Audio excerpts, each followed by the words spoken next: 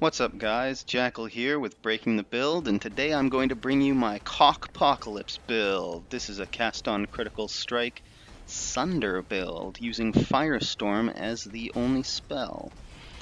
Now I made this build because I really wanted to try Sunder with cast on critical strike. It looked as though it would work just as good as Ground Slam, and in practice that seems to be more or less the case. It's really fun.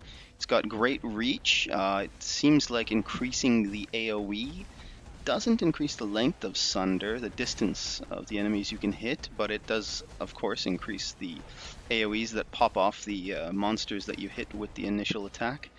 And that can create a lot more critical strikes. So increasing the AoE doesn't increase the range, but it does seem to increase the number of critical strikes that you get, the number of actual hits. Now let's talk about my gem setup. I use as my primary setup a 4-link with Sunder, Multi-Strike, Cast on Critical Strike, and Firestorm. Now, I also have them socketed into my gloves with the 2-point Ascendancy passive, Illuminated Devotion, giving them another 20% increased AoE, basically making them a pseudo 5-link. And then on top of that, the actual gloves that I'm using are Worm Sign, Worm Scale Gauntlets, which also give all socketed gems concentrated effect. So this makes the setup a pseudo 6-link, which is the reason I'm going with a cast on critical strike setup with only one spell. For Sunder, you do typically need the multi-strike, I find. I tried to replace the multi-strike with Magma Orb, and it seemed like the DPS was quite a bit lower. You really do need that multi-strike. Now, the other 2 points that I put in so far is to Conviction of Power in the Hierophant tree. Now, Conviction of Power is really important for a couple cute tricks that I'm doing for defense and offense on this build. Namely, this 2-point passive, which gives you an endurance charge whenever you get a power charge, in combination with Ramira's Banquet. This ring basically gives you a power charge whenever you don't crit. But when you do crit, you lose all the power charges. So what this means is that on all non-crits, that includes the attacks and on the spell, you gain max power charges and max endurance charges. Now the power charges, they come and go, but the endurance charges, they don't fade when you do crit. So this basically constantly, every time you attack, puts you at max endurance charges. Now the way I abuse this is with the Kingsguard chest piece, so that whenever the endurance charges fade or are consumed, I heal life, and that in combination with the Worm Sign gloves that I'm using, which give you Rampage whenever you reach maximum endurance charges, which in this build is all the time, as well as my cast on damage taken setup, which includes Immortal's Call, makes for some pretty nice synergy across these 3 uniques, plus the Ascendancy 2-point passive, plus the Immortal's Call. They all work in synergy with each other. So whenever I attack, I gain maximum endurance charges, and then whenever I am hit, and these maximum endurance charges give me Rampage from the Worm Scale Gauntlets, and then whenever I am hit, my Immortal Call goes off, giving me immunity to the damage, and then knocking my endurance charges off, which heals me from the Kingsguard, and the endurance charges instantly pop back up to max. So whenever the Rampage ends, I also lose endurance charges, healing me from the Kingsguard, but the endurance charges after one attack instantly pop back up to max, and the Rampage starts all over again. Now, let's talk a little bit about the passive skill tree. Now we started as Templar. Of course, the whole build hinges on being a Hierophant, so the good thing about Templar is you can get the Amplify, notable passive node to get the AoE damage. That improves all of the damage you deal. Also, there is the Galvanic Hammer, notable mace passive, since we're going to be using maces in our main hand. Galvanic Hammer notable passive is great for extra critical strike with maces, which is very hard to get, and you won't be getting any more critical strike until all the way on the other side of the tree. So as you're going up, you got to get a little bit of life, and then because I'm using 2 heralds and I'm using an aura, anger aura, I decided to get sovereignty. It's very nice. It makes it so that I have just a wee little bit of mana left.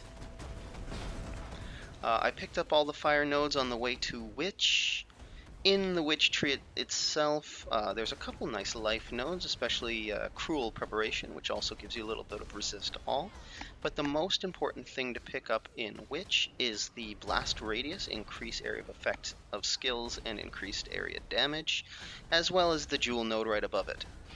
As you're going through to Shadow, I found Snowforged was quite a good pickup. I actually didn't realize before that it gave critical strike chance, but I happened to glance at it and it seems perfect for this build. Just a little bit of, or quite a bit more, extra fire damage, as well as that very nice 30% critical strike chance. And as we go down into the Shadow, of course we pick up all of the nice nodes: Trickery, Assassination, Cold-Hearted Calculation, and then I went down from Cold-Hearted Calculation to Nullification. Even though I don't use Evasion in this build, I find that a little bit of life and Energy Shield, as well as Resist All, was quite nice. Below Trickery, you pick up Blood Siphon for a little bit of extra life and strength, as well as below that Coordination for the attack speed. Now, Coordination is very nice. Attack speed, of course, is almost as good as critical strike chance for cast on critical strike. So as my last few points, I just took the 4% attack speed nodes beside Coordination as well.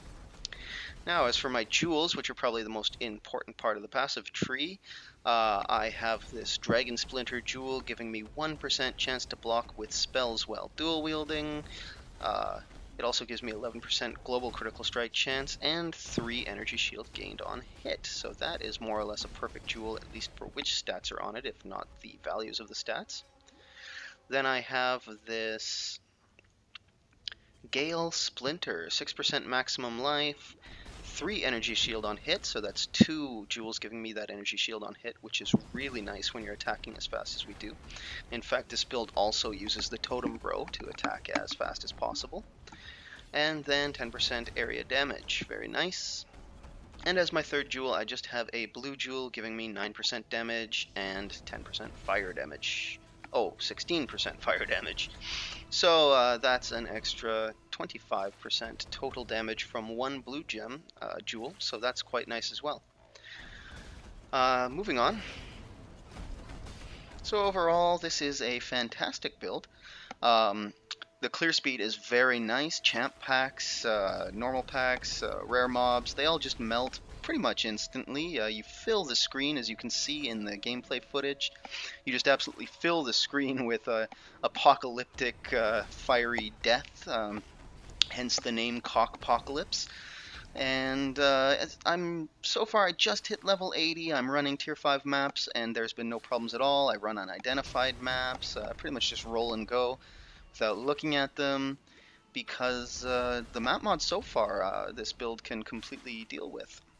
I should mention that I'm playing on Parandis Softcore. However, I think that this build is very viable for hardcore.